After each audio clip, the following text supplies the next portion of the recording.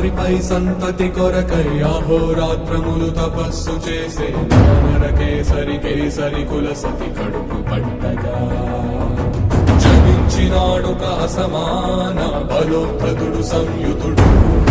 అంజనాసుతుడు పవననందనుడు.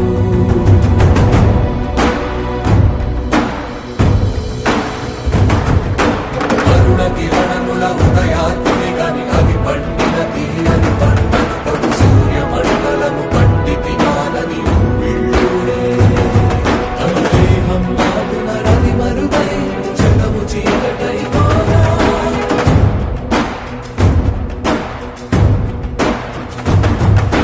అది అమరేంద్రుడు గమనించి తన ఐరావతమది రోడించి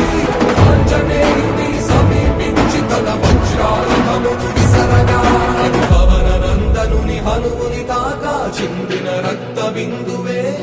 విద్యుద్వేగంతో ధరణి స్థలి వంద కడలిలో చొచ్చి వంద కడలి అట్టడుగున గల శ్రీరంగ శుద్ధి